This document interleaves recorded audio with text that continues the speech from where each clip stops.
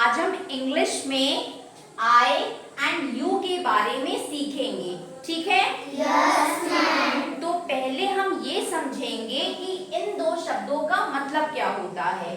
आई का मतलब होता है मैं और यू का मतलब होता है तुम। जब कभी भी हम अपनी बात करेंगे तो हम किसका प्रयोग करेंगे? आई का। और जब हम किसी और से बात करेंगे जो हमारे सामने होगा तो हम किसका प्रयोग करेंगे? यू का। इतना सब बच्चों को समझ में आया? Yes ma'am. और दूसरी चीज, आई और यू प्रोनाउन होता है। नाउन क्या होता है? किसी का नाम होता है। जब हम नाम नहीं लेंगे तो हम कुछ शब्दों का प्रयोग करते हैं, उसको हम प्रोनाउन बोलते हैं। तो यहाँ पे आई मतलब मैं अपना नाम नहीं ले रही हूँ, यू मतलब तुम तुम्हारा नाम नहीं ले रहे हैं। तो आई मैं के लिए होगा, यू जो होगा वो तुम के लिए हो गया। इतना सब बच्चों को समझ में आ गया? Yes ma'am. यहाँ देखिए ग्रीन बोर्ड पर मैंने कुछ सेंटेंसेस लिखे हैं, मैं इनको पढ़ूंगी, आपको हिंदी में इसका मतलब भी समझाऊंगी। जब आप इस पे ध्यान दोगे तो आई और यू का किस प्रकार आपको यूज करना है इंग्लिश में सेंटेंसेस में आपको बहुत अच्छे से समझ में आ जाएगा। पहला सेंटेंस क्या है? Hello I am Preeti and you. ठीक है, इस वाक्य में आई का भी प्रयोग हो रहा है और यू का भी हो रहा है। ठीक है, हेलो आई एम प्रीति, मैं प्रीति हूँ, एंड यू और तुम। जब हम किसी से मिले, ठीक है, तो हमने उससे क्या पूछा? पहले मैंने उसको हेलो करा, फिर मैंने पूछा कि मेरा नाम ये है, तुम्हारा नाम क्या है। हिंदी में ऐसी तो बात करते हो ना, ठीक है? तो इंग्लिश में ये सेंटेंस आएगा। तो यहाँ देखिए आई का भी यूज हो रहा है, यू का भी यूज हो रहा है। दूसरा सेंटेंस क्या है? हाउ आर यू, तुम कैसे हो। जब हम किसी से मिलते हैं तो हम पूछते हैं ना कि तुम कैसे हो या तुम कैसी हो, तो इंग्लिश में क्या बोलेंगे? How are you. ठीक है, तो यहाँ पे देखिए यू आ रहा है। I am studying in class 4 and you, इसका क्या अर्थ है? मैं कक्षा 4 में पढ़ता हूँ या पढ़ती हूँ, और तुम किस क्लास में पढ़ते हो।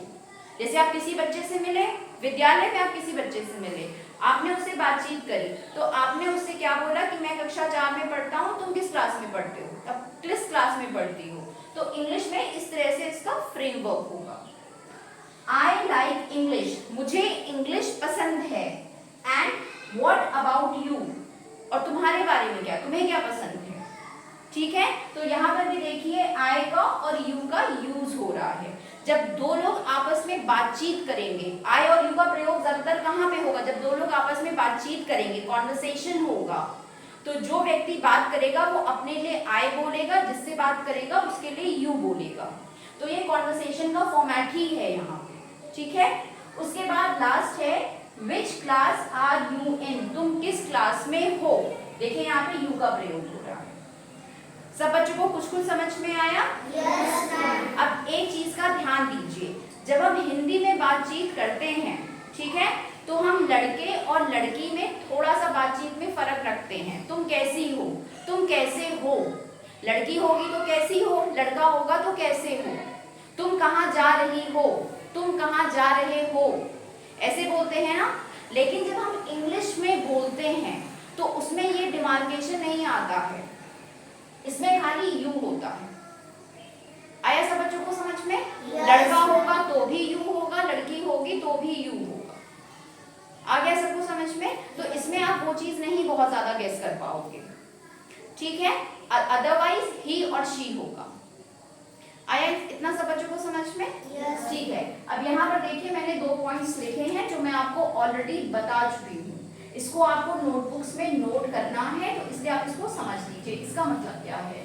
We use I, हम I का प्रयोग करते हैं when we talk about ourselves, जब हम अपने बारे में बातचीत करते हैं।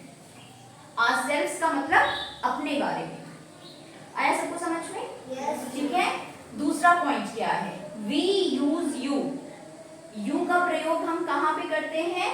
when we talk, जब हम किसी से बातचीत करते हैं। to someone, ठीक है, किसी से, someone मतलब किसी से। in front of us, जो हमारे सामने होता है।